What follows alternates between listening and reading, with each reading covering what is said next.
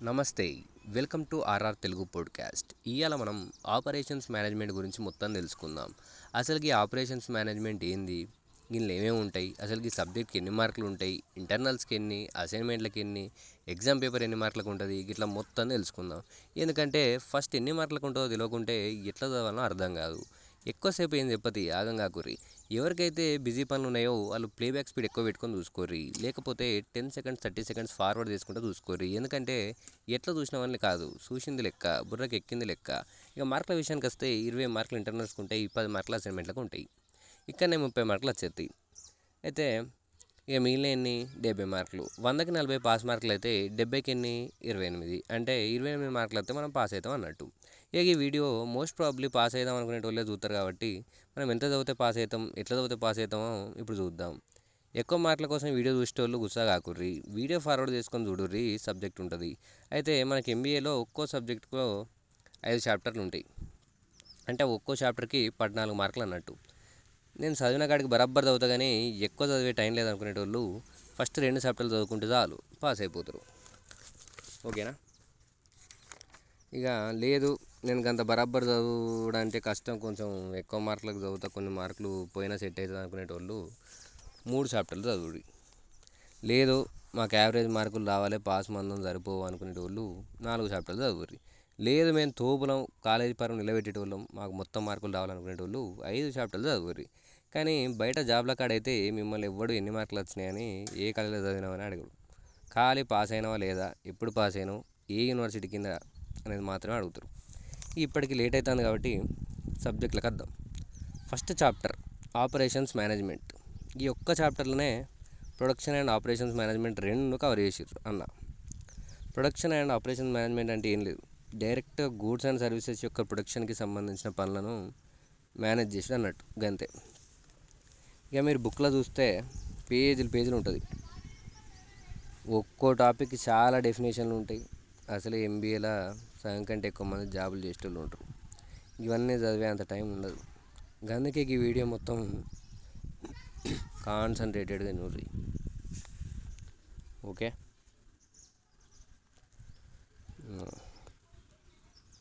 అది మ్యాటర్. అయితే ఈ టాపిక్ల గురించి అర్థమైతే ఎట్లా రాయనో అర్థమవుతుంది. మొత్తం టాపిక్లను అర్థమయ్యేటట్టు డైరెక్ట్ మ్యాటర్ 3 ముక్కలు చెప్తా. ఇక దీన్ని ఎట్లా పేజీలు నింపాలో మీ అందరికీ తెలుసు, నేను చెప్పని అవసరం లేదు. సరే చూడరు. ఇక ఇది ఆపరేషన్స్ మేనేజ్మెంటు డెఫినేషన్. ఇప్పుడు మీకు వీడియోలా కనబడుతూ ఉంటుంది చూడు మీద. డెఫినేషన్ ఏంటంటే గూడ్స్ అండ్ సర్వీసెస్ని డెలివర్ చేయడానికి జనాలు, వస్తువులు, టెక్నాలజీ లాంటి రిసోర్సెస్ని సమర్థవంతంగా ఉపయోగించడమే ఆపరేషన్స్ మేనేజ్మెంట్. ఇది ఇన్పుట్స్ నుంచి అవుట్పుట్స్కి ఎఫెక్టివ్గా ట్రాన్స్ఫార్మ్ అయ్యేలా చూసుకుంటుంది. ఓకే, మీకు ఇంగ్లీష్లో స్క్రీన్ పైన వస్తూ ఉంటుంది, నేను మధ్య మధ్యలో ఇంగ్లీష్ తెలుగు అన్నీ కలిపి చెప్తూ ఉంటా. నెక్స్ట్ వచ్చేసి ఆబ్జెక్టివ్స్ విషయానికి వస్తే first deliver quality products or services, అంటే క్వాలిటీ ప్రొడక్ట్స్ లేదా సర్వీసెస్ని డెలివర్ చేయడం. రెండోది మినిమైజ్ కాస్ట్, ఖర్చు తగ్గించడం. మూడోది మ్యాక్సిమైజ్ ప్రొడక్టివిటీని పెంచడం. అయితే డెలివర్, ప్రొడక్టివిటీ ఇలాంటి వర్డ్స్ ఇంగ్లీష్లోనే వాడుతున్నాను, ఎందుకంటే చాలామందికి అవి తెలుసు, ఎక్స్ప్లెయిన్ చేయాల్సిన అవసరం లేదు. అండ్ అవి కూడా తెలుగులో చెప్తే ఇక ఎగ్జామ్లో ట్రాన్స్లేట్ చేసి రాసుకోవడానికి కష్టం అవుతుంది. కాబట్టి కొన్ని ఇంగ్లీష్లో కొన్ని తెలుగులో ఇట్లా వాడుకుంటే చెప్తాం, మీకు మొత్తానికి అర్థమవుతుంది. స్క్రీన్ పైన కూడా ఇంగ్లీష్లో ఉన్నది, ప్రజెంటేషన్ మొత్తం ఇంగ్లీష్లో ఉన్నది మ్యాటర్, అలా చూసుకోవచ్చు. Okay, coming to the scope. దీని స్కోప్ ఎక్కడెక్కడ ఉంటుందంటే ప్రొడక్షన్ ప్లానింగ్, ప్రొడక్షన్ని ప్లాన్ చేయడానికి. షెడ్యూలింగ్, ప్రొడక్షన్లో ఏది ఎప్పుడు చేయాలో షెడ్యూల్ చేయడానికి. క్వాలిటీ కంట్రోల్, క్వాలిటీ బాగుండదా కంట్రోల్ చేయడానికి, మన కంట్రోల్ చేసే దగ్గర స్కోప్ అనమాట దీన్ని. అట్లా క్వాలిటీ కంట్రోల్లో కూడా స్కోప్ ఉంటుంది. క్వాలిటీ బాగుండేలా కంట్రోల్ చేయడానికి మన ఈ ఆపరేషన్ మేనేజ్మెంట్ అనేది మనం వాడతాం అనమాట. నెక్స్ట్ వచ్చేసి లాజిస్టిక్స్ మేనేజ్మెంట్ ఉంటుంది, అంటే లాజిస్టిక్స్ మేనేజ్ చేయడానికి ఉపయోగపడుతుంది అనమాట. లాజిస్టిక్స్ అంటే తెలుసు కదా, ఇక చిన్న తెలియకపోతే గూగుల్లో కొట్టుకోరు. ఇక మరి ప్రతి వర్డ్కి ఎక్స్ప్లెయిన్ చేయాలంటే మరి మనకి సరిపోదు, టైం లేదు ఎక్కువ. ఇప్పుడు మనం ప్రొడక్షన్ మేనేజ్మెంట్ మరియు ఆపరేషన్ మేనేజ్మెంట్ మధ్య తేడాలు ఏంటో చూద్దాం. ఓకే, ఇది మన second sub chapter, differences between production and operations management. సింపుల్గా చెప్పేస్తాను, వీడియోలో ఉన్న టేబుల్ చూస్తూ వినండి. ఓకే. ప్రొడక్షన్ మేనేజ్మెంట్లో వచ్చేసరికి ఫిజికల్ గూడ్స్ పైన మాత్రమే ఫోకస్ చేస్తారు. అదే ఆపరేషన్ మేనేజ్మెంట్లో అయితే గూడ్స్ ప్లస్ సర్వీసెస్ పైన కూడా ఫోకస్ చేస్తారు. ఓకే. నెక్స్ట్ టాంజిబిలిటీ. ప్రొడక్షన్ మేనేజ్మెంట్లో టాంజిబుల్ అవుట్పుట్స్ మాత్రమే ఉంటాయి. ఆపరేషన్ మేనేజ్మెంట్లో టాంజిబుల్ అండ్ ఇంటాంజిబుల్ అవుట్పుట్స్ కూడా ఉంటాయి. మీ డౌట్ నాకు అర్థమైంది. టాంజిబుల్ అంటే ఏంటనే కదా. టాంజిబుల్ అంటే టచ్ చేయగలిగేది, ఇంటాంజిబుల్ అంటే టచ్ చేయలేనిది. ఓకే. ఇప్పుడు మళ్ళీ ఒకసారి ఏనాలనుకుంటే కొంచెం రివైండ్ చేసుకున్నానండి. Next scope. Production management scope manufacturing వరకే ఉంటుంది. అదే ఆపరేషన్ మేనేజ్మెంట్ స్కోప్ పెద్దది, సర్వీసెస్లో కూడా ఉంటుంది. ఎగ్జాంపుల్కి కార్ మ్యానుఫ్యాక్చరింగ్ ప్రొడక్షన్ మేనేజ్మెంట్ కిందకి వస్తుంది. హాస్పిటల్ లేదా రెస్టారెంట్ ఆపరేషన్స్ మేనేజ్మెంట్ అయితే దేని కిందకి వస్తాయి? ఆపరేషన్ మేనేజ్మెంట్ కిందకి వస్తుంది. ఓకే. ఆపరేషన్ మేనేజ్మెంట్లో సర్వీస్ ఇండస్ట్రీస్ కూడా ఉంటాయి, కానీ ప్రొడక్షన్ మేనేజ్మెంట్లో కేవలం మ్యానుఫ్యాక్చరింగ్ ఇండస్ట్రీస్ మాత్రమే ఉంటాయి, వాటిపైనే ఫోకస్ చేస్తుంది. ఓకేనా. నెక్స్ట్ టాపిక్ వచ్చేసి historical evolution of operations management. ఈ హిస్టరీ ఆఫ్ ఆపరేషన్స్ మేనేజ్మెంట్ అనేది మనకి అప్పటి నుంచి ఇప్పటిదాకా బిజినెసెస్ ఎట్లా ఇవాల్వ్ అయ్యాయి అనేది చూపిస్తుంది. ఓకే. ముందు ఫస్ట్ది craft production. Before the industrial revolution all goods are hand made. అంటే ఇండస్ట్రియల్ రెవల్యూషన్కి ముందు అన్నీ హ్యాండ్ మేడ్ గూడ్స్ ఉండేవి. అది ఫస్ట్ అట్లుండే బిజినెస్. సెకండ్ ఇండస్ట్రియల్ రెవల్యూషన్ అంటే 1760s introduction of machines improved production speed and efficiency. Industrial revolution జరిగినప్పుడు 1760s మిషన్స్ ప్రారంభమైనాయి, వాటి వల్ల production speed and efficiency improve అయింది. Okay. Next scientific management. 1900s Frederick Taylor introduced time and motion studies for better productivity. 1900s better productivity కోసం Frederick tailor గారు time and motion స్టడీస్ని అందించారు. Okay. అట్లా evolve అయింది, కొద్ది ఇవాల్వ్ అవ్వకుండా వస్తుంది మన ఆపరేషన్స్ మేనేజ్మెంట్ అనేది. నెక్స్ట్ ఏమైంది? నాలుగోది lean manufacturing. 1950s Toyota's focused on reducing waste become a benchmark. 1950s Toyota company వరకు వారు చేసిన వేస్ట్ని రెడ్యూస్ చేయడం అనేది అసలు బెంచ్ మార్క్ క్రియేట్ చేసిందనమాట. 1950s టొయోటా కంపెనీ వారు వేస్ట్ని రెడ్యూస్ చేయడం పైన ఫోకస్ పెట్టి బెంచ్ మార్క్ సృష్టించారు. ఓకే. ఆ తర్వాత ఏమైంది? ఫిఫ్త్ది modern era. Advanced technologies like AI and automation have revolutionized operations. ఇప్పుడు ఈ మోడర్న్ ఎరాలో ఏఐ అండ్ కస్టమైజేషన్ లాంటివి వచ్చి ఇలాంటి ఆపరేషన్స్లో ఒక రెవల్యూషన్ సృష్టించాయి అన్నమాట. నెక్స్ట్ ఇది అయిపోయింది రెండో టాపిక్. జస్ట్ ఇట్లా ఈ 4-5 పాయింట్లు మీరు కరెక్ట్ గుర్తుపెట్టుకొని దానికి కొన్ని వర్డ్స్ యాడ్ చేసి ఎక్స్పాండ్ చేసుకొని రాస్తే సరిపోతుంది. ఆ టెక్స్ట్ బుక్లో ఏంటంటే అవసరం లేని ఫుల్ సొల్లు మొత్తం అంతా రాస్తాడు, అవన్నీ గుర్తుపెట్టుకోలేము, అన్ని సైడ్ హెడ్డింగ్లు గుర్తుండవు, సైడ్ హెడ్డింగ్లు కూడా పెద్దగా ఉంటాయి అన్నమాట. So next characteristics of modern operation functions. అంటే మోడర్న్ ఆపరేషన్ ఫంక్షన్స్ యొక్క లక్షణాలు ఎట్లుంటాయో మనం తెలుసుకుందాం ఇప్పుడు. మోడర్న్ ఆపరేషన్స్ ఫంక్షన్స్ అనేవి ఇవాళ కష్టమైన బిజినెస్ డిమాండ్స్ని రీచ్ అయ్యే విధంగా డిజైన్ చేశారనమాట. ఇవి ముఖ్యంగా మొదటిది customer focus. Tailoring products or services to customer needs. Customer అవసరాలకు తగ్గేటట్టుగా ప్రొడక్ట్స్ని లేదా సర్వీసెస్ని రూపొందించడం అనమాట. నెక్స్ట్ వచ్చేసి automation. Use of robots and AI to enhance ఎఫిషియన్సీని పెంచడానికి రోబోట్స్ అండ్ ఏఐని యూజ్ చేయడం. Next global supply chains.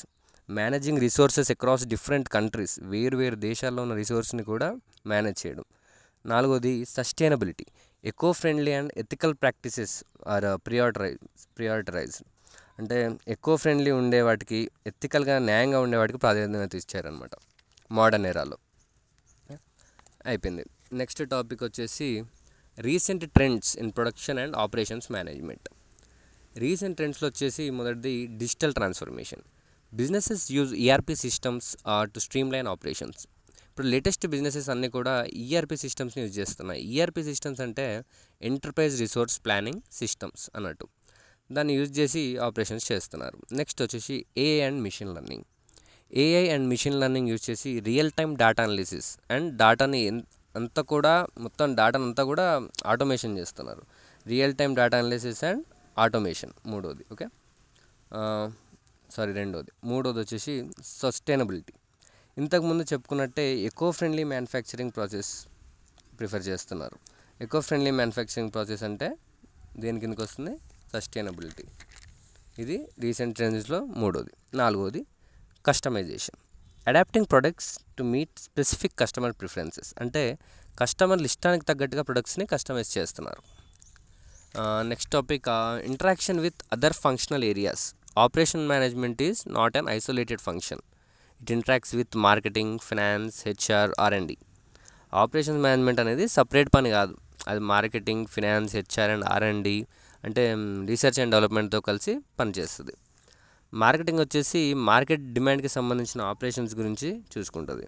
Finance వచ్చేసి కంట్రోల్ చేయడానికి కావాల్సిన ఖర్చులను చూసుకుంటూ దానికి కావాల్సిన బడ్జెట్ ప్రొవైడ్ చేస్తుంది. హెచ్ఆర్ వచ్చేసి దానికి కావాల్సినంత మంది ఉన్నారా లేదా అని చూసుకుంటుంది. That means it ensures the right work force is available or not. And R&D వచ్చేసి ఇన్నోవేటివ్ ప్రొడక్ట్స్ అండ్ ప్రాసెసెస్ని డెవలప్ చేస్తుంది.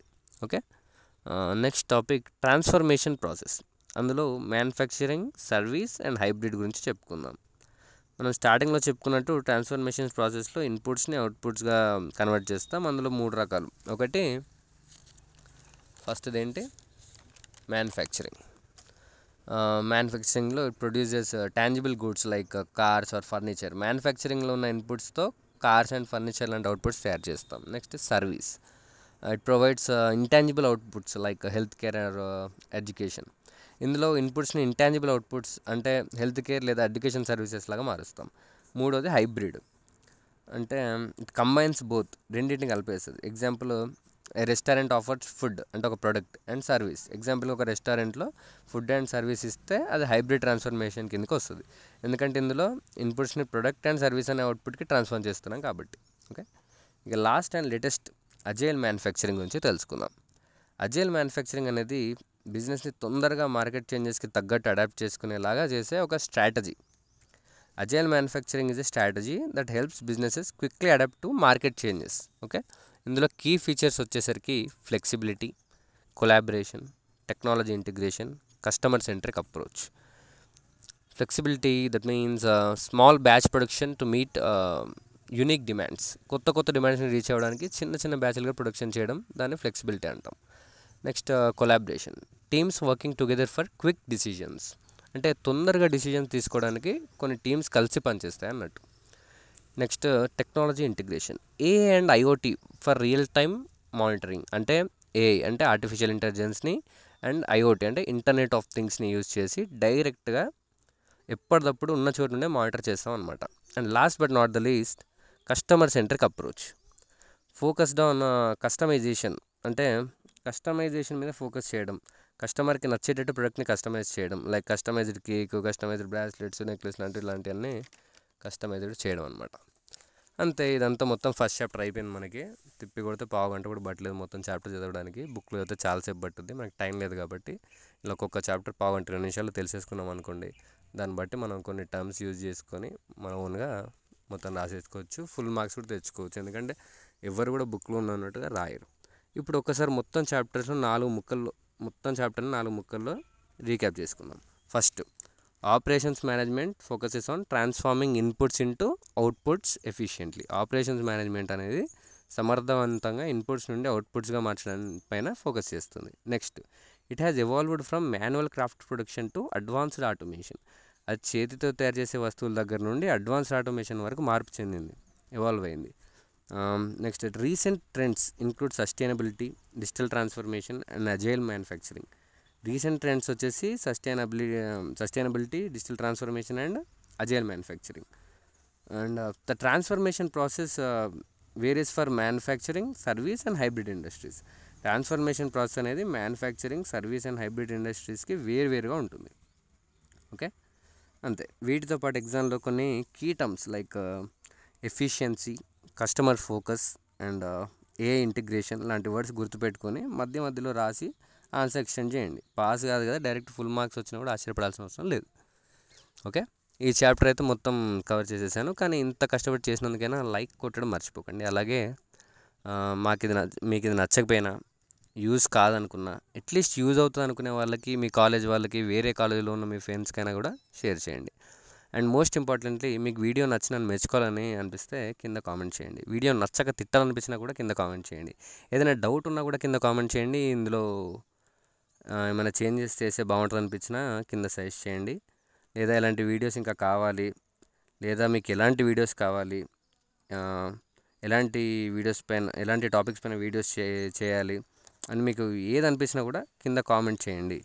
ఏదో ఒకటి కామెంట్ చేయడం వల్ల నాకు ఎలాంటివి చేయాలనే ఒక అవగాహన వస్తుంది అనమాట. ఈ వీడియో మీకు ఆపరేషన్ మేనేజ్మెంట్ ఈజీగా అర్థమయ్యేటట్టు చేస్తుందని ఆశిస్తూ, and all the best for your exams. మరొక వీడియోతో, ఇంకో చాప్టర్తో, ఇంకో సబ్ చాప్టర్తో, ఇంకో సబ్జెక్ట్తో మళ్ళీ కలుస్తూనే ఉందాం. నేను మీ రాజా. ఉంటా మరి.